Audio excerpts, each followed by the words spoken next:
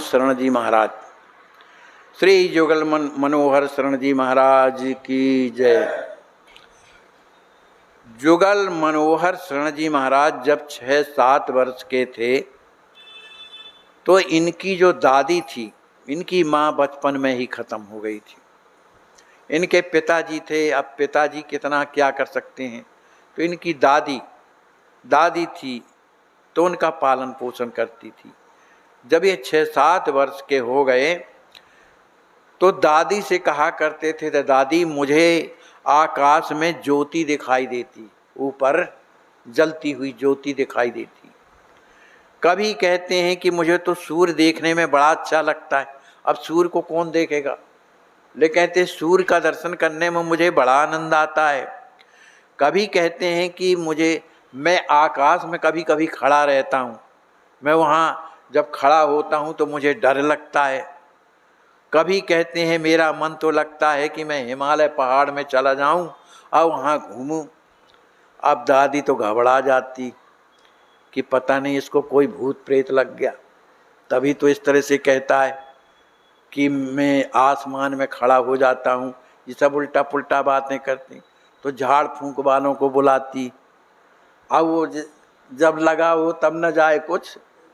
अब बेचारे बड़ी दुखी रहती है। किसी तरह से चलते चलते कुछ दिन के बाद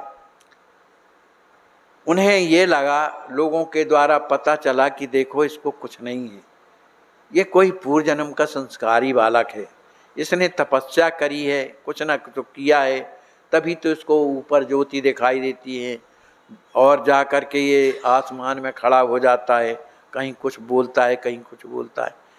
तो इस तरह से नहीं, ये पूर्व जन्म का संस्कार है। जुगल मनोहर शरण जी का जन्म, ये सनई है महाराज जी, 1882 और संवत 1936 में मार्क्सीज कृष्णा छठवीं को जयपुर के अग्रवाल वैश्य परिवार के थे। इनका जन्म का नाम था गंगा वत्स और पिताजी का नाम था महादेव। माता परलोक चली गईं जब ये 4 वर्ष के थे, इसलिए इनका पालन पोषण का भार जो है इनकी दादी ने किया। माँ खत्म हो गई, दादी ने की। अब जब ये थोड़ा बड़े जब होते हैं, बड़ी ही प्रखर बुद्धि के थे, तो इनको पढ़ाने के लिए महाराजा हाई स्कूल इलाहाबाद बोर्ड के मैट्रिक की परीक्षा में बैठाया। लेकिन इन्होंने उस कॉलेज में जाकर मानी स्कूल में जाकर के प्रथम स्थान पाया। जब प्रथम स्थान इन्हें मिला तब इनके लिए एक बड़ा भारी समारोह किया गया, जिसमें जयपुर के राज्य के मंत्रीगण, जागीरदार, सरदार और स्वयं महाराजाधिराज सवाई माधो सिंह जो जयपुर के राजा थे, वो भी वहाँ पर आते हैं। सब ने इन्हें बधाई दिया। महाराज जयपुर ने इन्हें एक सोने की मोहर दिया भेंट के रूप में। अब कोई साधारण बालक होता है तो इसी में घमंड हो जाता है कि देखो मैं पहले फर्स्ट आया, मैंने काली उसमें इलाहाबाद के स्कूल में मैं फर्स्ट आया हूँ, कई स्कूलों में मेरा नाम हो गया। तो इस तरह से उन्हें ये कुछ अच्छा नहीं लगता था। उन्हें जो सोने का सिक्का मिला था उन्होंने जा कर के उसे बाजार में बेच दिया कि क्या करेंगे इसको। बेच करके लाए, जो गरीब थे, जिनके पास कुछ नहीं था, उनको जहाँ जा कर के और उन्हें दे दिया, रुपया पैसा जो जैसा था। उस समय का समय बहुत वो था। लेकिन ये प्रथम श्रेणी में जो आए तो इन्हें छात्रवृत्ति मिलने लगी 16 रुपये। अब ये 16 नहीं 12 रुपये, जब 12 रुपये मिलते थे तो थोड़ा खर्च करते थे और बाकी सब गरीबों को बांट देते थे। प्रवृत्ति है, महापुरुष है ना, इसलिए जिसे दूसरों की दया लगे, गरीबों की, अपाहिजों की, जो दुखी हैं, जो रोगी हैं, उनकी जिसको दया लगे, यही तो है ना। तो ये सबको बांट देते थे। अब इसके बाद उन्होंने पढ़ाई किया, लेकिन बेमन की पढ़ाई किया। तो मैट्रिक पास हो गए। मैट्रिक पास होने के बाद ये आगे पढ़ते गए और पढ़ाई लिखाई करते करते ये बीए पास हो गए, लेकिन बिना मन के पढ़ते थे। बीए जब पास हो गए तो इनकी नौकरी लग गई, शिक्षक बन गए। अब चूंकि पुराने ज़माने में बचपन में ही विवाह कर दिया जाता था, तो पत्नी थी घर में और उनके एक लड़का भी था, इसलिए जो वेतन इनको मिलती थी 40 रुपये मिलती थी उस समय, तो ये केवल 15 रुपये अपने घर में रखते थे और बाकी पूरा का पूरा गरीबों को दे देते थे, साधु संतों को दे देते थे। अब इनके अंदर भगवान की भक्ति थी, इसलिए चिंता नहीं करते थे। इनका मन करता था कि चलो कहीं पहाड़ में चलें, अब ये सब नौकरी चाकरी छोड़ो, पहाड़ में चल करके भगवान का भजन करेंगे, बड़ा अच्छा। लेकिन सोच करके रह जाते थे कि घर में लड़का भी है, पत्नी भी है, कैसे गुजारा होगा, इस तरह से सोच करके रह जाते थे। लेकिन जब स्कूल से पढ़ा करके घर की ओर जब आते थे शाम को, तो ये घर ना आकर के जंगल में चले जाते थे। वो 8-10 बजे रात तक लौटते थे, वहाँ ही ध्यान करते थे, वहाँ ही पूजा करते थे। तो लोग कहते थे भैया ये जंगल में जा कर के क्या घर में क्या है भजन नहीं कर सकते हो? भजन घर में नहीं हो सकता। कहते हैं भैया घर में भी भजन होता है, लेकिन भजन 1 से 2 जगह 2 लोग बैठे हो ना, तो वहाँ भजन नहीं होगा, क्यों? मन ही न लगेगा। और एकांत में जंगल में उधर कोई बात करने वाला नहीं है, तो मन जहाँ लगाओ वो वहाँ लगता जाएगा, क्योंकि कोई डिस्टर्ब करने वाला नहीं। इसलिए जो है हम चले जाते हैं। उनकी इस बात को लोगों ने कहा ठीक है भाई, जा रहे हैं तो कोई बात नहीं।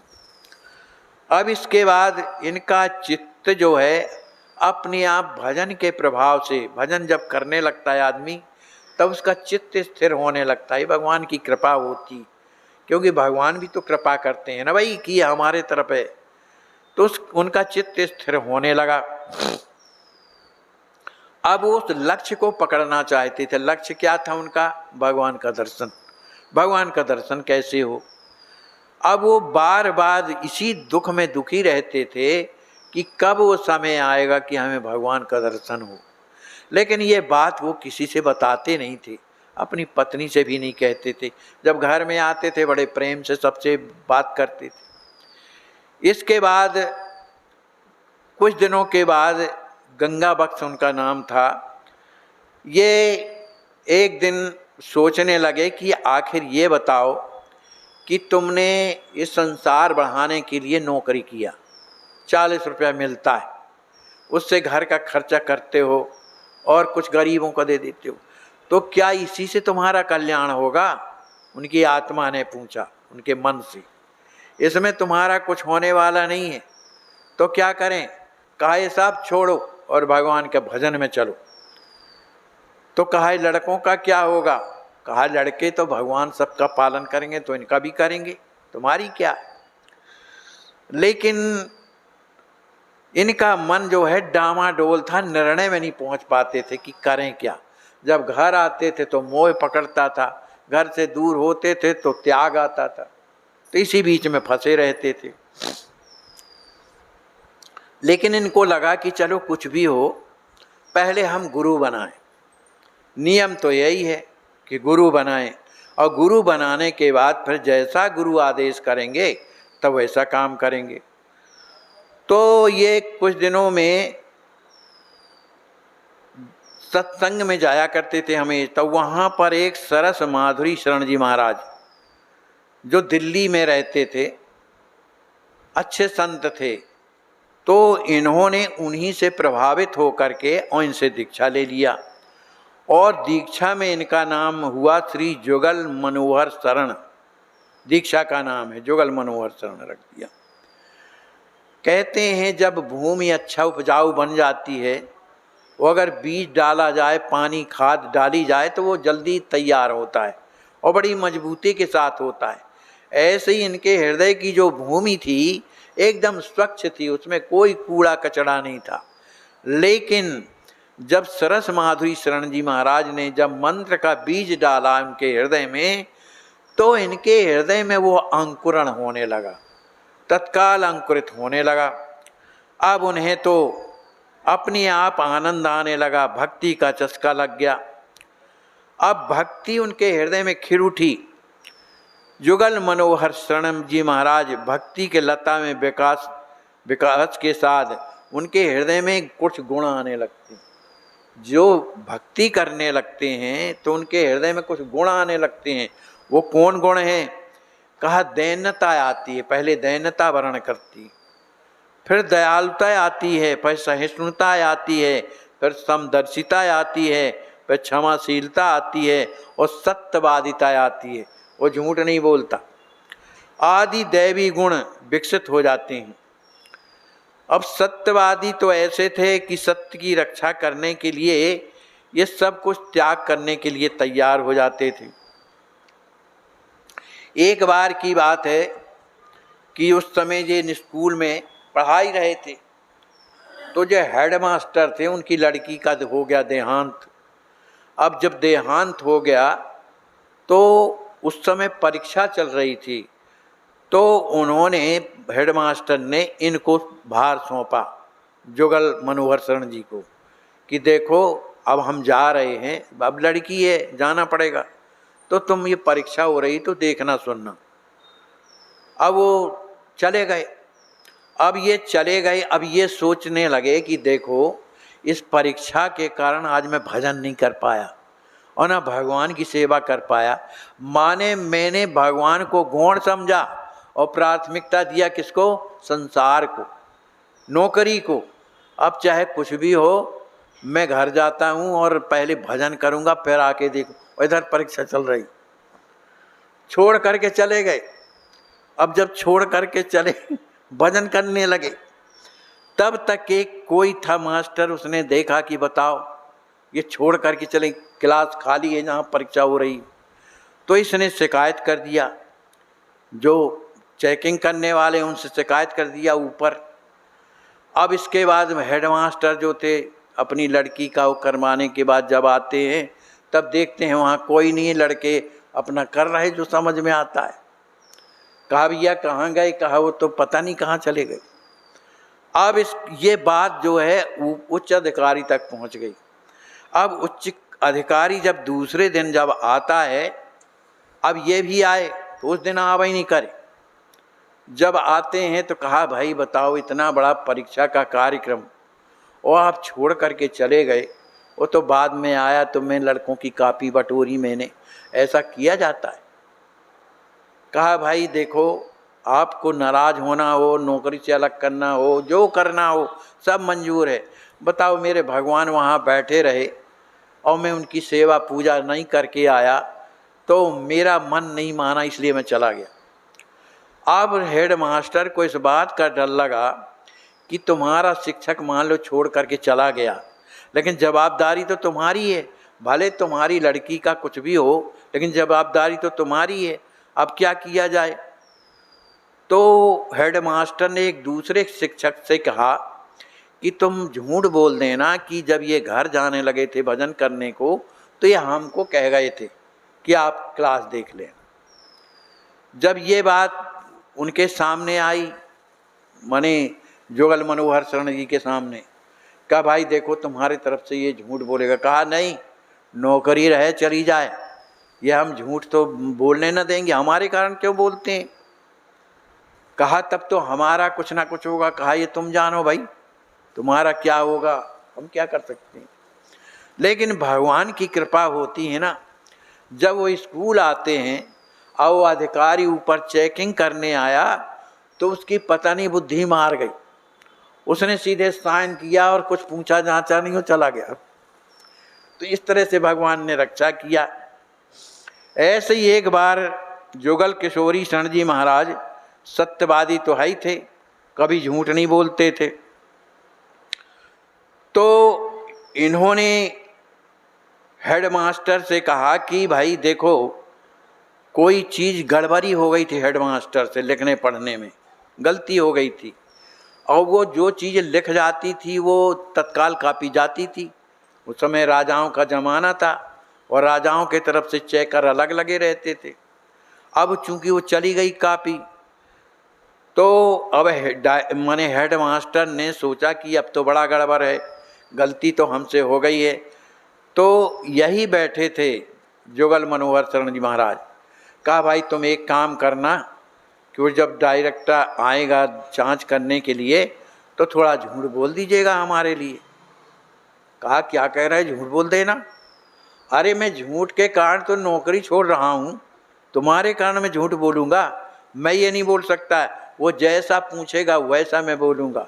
और डायरेक्टर जब आए तो उन्होंने साफ साफ बताया कि जो लिखा पढ़ी हुई है इसमें इन्हीं ने गलती की है, हमारी नहीं गलती। अब वो लेकिन भगवान की कृपा, वो उनने कहा ठीक है लेकिन आइंदा से इस तरह गलती मत करना, इसको सुधारो। तो उसने सुधरवाया। आखिर ये भगवान की कृपा है। अब एक बार की बात है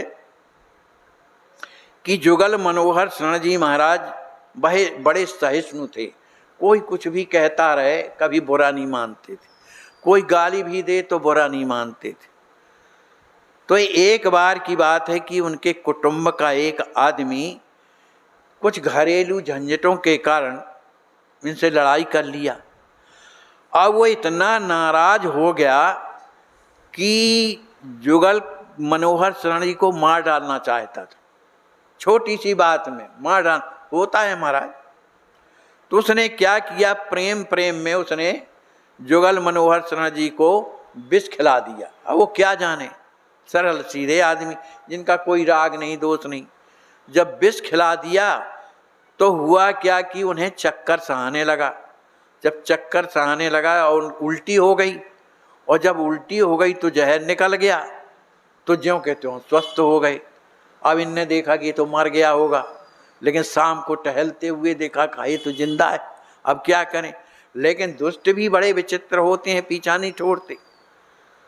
तो उसने दूसरी बार क्या किया कि एक मुसलमान को बुलाया जो बड़ा कतली था, उसको 5 तोले का सोना देता है। कहा हम तुम्हें 5 तोले का सोना पहले दे रहे हैं और जब वो मार डालोगे उसको तब 5 तोला और तुमको देंगे, ऐसा कहा। अब उस समय जो है जुगल मनोहर शरण जी को जाना था, क्या नाम से, गंगा स्नान करने के लिए ट्रेन से। और वो कोई गांव था बांदा कोई मने बांदा गाँव, वहाँ पर उनको जाना था। तो वहाँ जब जा रहे थे तो वो भी गाड़ी में चढ़ गया मुसलमान और छोरा लिए था। तो उसने सोचा कि जब ये गंगा स्नान करेंगे तो मैं भी गंगा में स्नान में मने चला जाऊंगा और इनका पैर पकड़ करके गंगा में ही दबोच करके और नीचे छोरा मार दूंगा तो ये मर जाएगा। अब उसका पूरा प्लान था। अब इन्हें क्या पता कौन हमारे पीछे लगा है।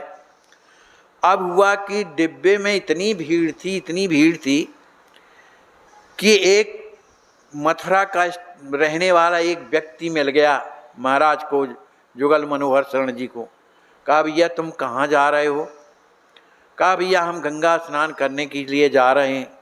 कहा गंगा स्नान बाद में करो, पहले तुम एक काम करो, हमारे साथ में बरसाना चलो। वहाँ पर होली फाग मनाई जाती है, ये उत्सव कभी ना देखने को मिलेगा। चलो उतरो यहाँ से चलो। अब भीड़ थी, वो उतर के चले गए और इस मुसलमान ने देखा नहीं कि कहाँ चले गए। अब वो बेचारा जब वहाँ स्टेशन में उतरा तो इनका पता ही नहीं कहाँ चले गए। तो इस तरह से भगवान ने इनको बचा लिया।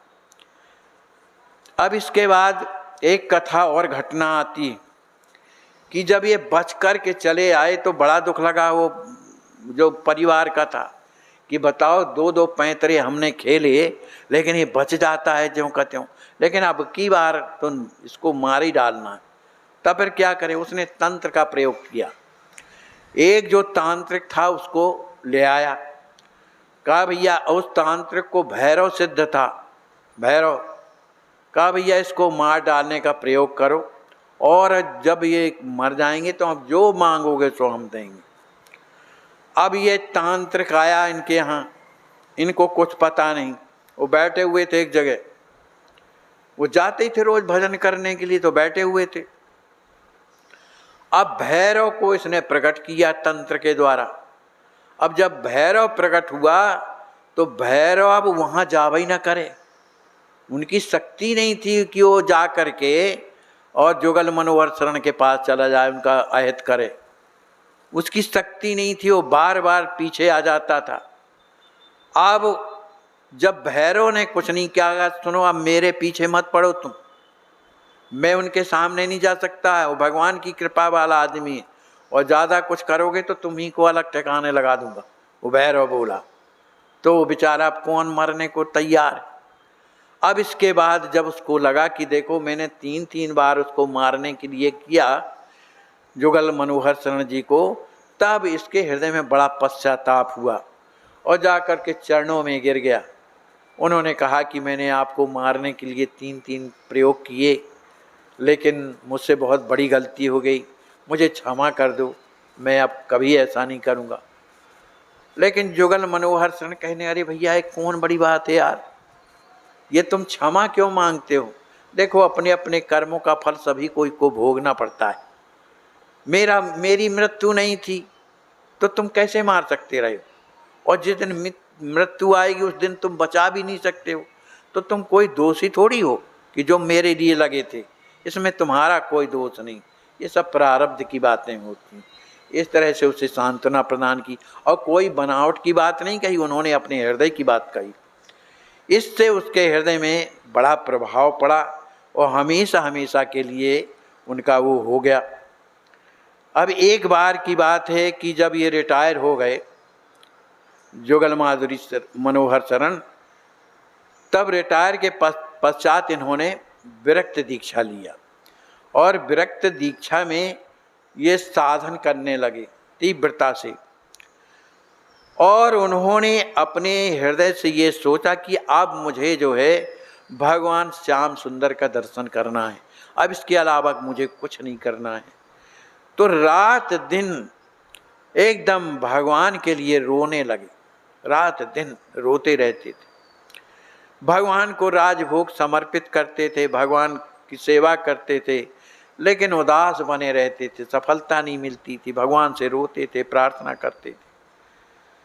तो एक दिन की बात है जब उदास हो करके और रो रहे थे, भोग भगवान स्वीकार नहीं कर रहे थे, क्योंकि ये रो रहे थे, स्वीकार नहीं कर रहे थे। उसी समय उनके जो पुत्र थे राधे श्याम जी, वह अपने ससुराल से सामहर से तार आया, माने तार आया उनका। उनको ये लगने लगा कि आज जो है भगवान भोग नहीं जो आरोगते हैं, कुछ कारण होगा, तो आखिर भगवान क्यों नहीं भोग आरोग रहे? भाई सच्चे भक्त को भगवान हृदय में दिखाई देते, उनके सामने थाल रखो भगवान खाते दिखाई देते। भक्तों की बात है, जिनके हृदय ऐसे हैं उन्हें दिखाई देता है भाई भगवान क्या खा रहे क्या नहीं खा रहे। ये आज भी होता है जिनका हृदय इस तरह से। तो भगवान नहीं खा रहे थे, उसी समय तार आया, और जब तार आया तो पता चला कि उनकी जो बहू थी वो बहुत बीमार है। जब बीमार है इस बात को सुने तो गांव का नाम था सामर, वहाँ गए, और जैसे ही पहुँचते हैं वहाँ पर उनकी बहू का देहांत हो जाता है। अब ये सोचने लगे जो भगवान की लीला है तो हो रही है। एक बार माने इनके हृदय में जो बातें आती थीं वो गलत बिल्कुल नहीं होती थी। भक्तों का हृदय हो जाता है ना, भगवान जो सोचता है वो पूरा होता है, जो किसी को कहता है वो पूर्ण होता है, अपने आप आती है। एक बार की बात है, जुगल मनोहर शरण जी वृंदावन गए और अपने ठाकुर जी की एक सेवा में ब्राह्मण को सुपुर्द करके चले गए। जब ब्राह्मण को सुपुर्द करके, उनके एक छोटे से सालग्राम थे चना के बराबर, तो सुपुर्द करके जब चले गए तो सालग्राम भगवान की वो सेवा करता था, पर बिना मन का करता था। अब सुपुर्द किया है तो करना है। अब पता नहीं 1-2 दिन में वो सालग्राम जो चने के बराबर थे वो गोल हो गए, अंतर ध्यान हो गए। अब तो बड़ा बुरा लगा इनको कि बताओ वो लौट करके आएंगे तो हम क्या कहेंगे उनसे। अब ये जब लौट करके आते हैं जुगल मनोहर महाराज जब लौट करके आते हैं तो इसने रो करके कहा, महाराज मैं असत्य नहीं कहता हूँ, मैं पूजा रोज करता था शालिग्राम भगवान की, लेकिन पता नहीं वो कहाँ अदृश्य हो गए। मैंने खूब खोज की, बीन की, सब कुछ। तो उन्होंने कहा भाई घबराओ नहीं, वो मिल जाएंगे, कहीं ना कहीं तो होंगे। तो वो बैठ करके जब ध्यान करने लगे तो ध्यान में उनको शालिग्राम भगवान दिखाने, और उन्होंने कहा कि मैं बगीचे में तुलसी जी के नीचे बैठा हुआ हूँ, मैं यहाँ पर हूँ। तो जब जाते हैं बगीचे में तो तुलसी जी जहाँ लगी थी वहाँ पर जब देखा तो छोटे से शालिग्राम वहाँ विराजे थे। इस तरह से उनकी घटनाएं जीवन में घटती थी। एक बार की बात है, एक दो प्रकरण और हैं छोटे छोटे कि बंद कर दें। एक बार जुगल मनोहर शरण जी इसी अयोध्या में आए जहाँ हम आप लोग। अब वहाँ कई दिन तक लगातार प्रसाद में क्या मिलता था, चावल और आलू। प्रसाद में आलू और चावल खाते थे। अब आलू चावल खाते खाते इनका पेट हो गया गड़बड़। अब इनको दस्त की बीमारी हो गई। अब दस्त लगने लगे। अब दस्त में इनका रोग बढ़ने लगा। अब ये जितनी भी चिकित्सा अयोध्या में करवाते थे उससे ज़्यादा बीमार होते थे, कोई लाभ नहीं होता था। बड़ा दुख लगा इनको। तब वो सोचे कि अब जयपुर चलें, तो जयपुर में गए, वहाँ रहे। वहाँ उन्होंने 2-3 महीना चिकित्सा करवाई अपने पेट की, लेकिन पेट ठीक नहीं हुआ। अब उन्हें उनका शरीर एकदम दुर्बल हो गया, चलते नहीं बनता था, कहीं जा नहीं सकते थे, उठने बैठने की हिम्मत नहीं थी। अब उन्होंने सोचा कि अब शरीर को अब मरना ही है। अब क्या करें, ये शरीर ब्रज में छूटता तो ज़्यादा अच्छा रहता, यहाँ ना मर करके ब्रज में छूटे शरीर। तो वे वहाँ से गोवर्धन चले गए। अब जब गोवर्धन पहुँचते हैं तो वहाँ एक उनके परिचय के थे जगन्नाथ शर्मा, उनके यहाँ जाते हैं।